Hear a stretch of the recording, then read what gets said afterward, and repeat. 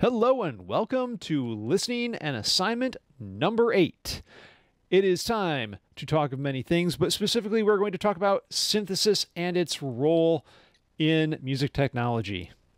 To start, we're going to listen to a classic from Baby and Louis Barron, selections from The Forbidden Planet.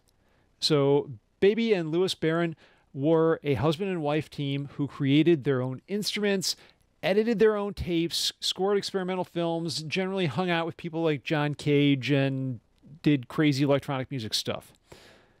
But this didn't pay the bills, so they went to work in Hollywood and ended up scoring sci-fi classics like The Forbidden Planet. It is a great, great film for a number of reasons. It's got the first appearance of Robbie the Robot. It has a really, really classic villain. It has just, at the time, amazing special effects. They're kind of cheesy now. And it is a great movie for fans of Airplane or the Naked Gun series because it has Leslie Nielsen in it, although it is in a dramatic role.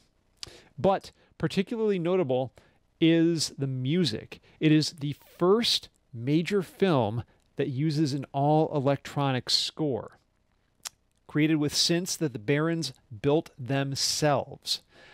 And since we have fall break this week, I strongly recommend that you take the time to de-stress by watching the film, which is available to watch on the Internet Archive. Link is provided. So of the selections you're going to listen to, the most important is the ancient Krell music sequence. This music is what inspired Todd Barton to create the Krell Patch for the Buchla synthesizer. The Krell Patch is essentially a self-playing and self-modulating synth patch where it plays a note, it changes random values based on feedback loops, plays another note, changes other values randomly, plays another note, but it doesn't take any input from the performer other than patching it together and turning it on. So this is sort of the standard test for a synthesizer nowadays. Can it recreate the Krell Patch? Does it work? Does it not work? It's pretty cool.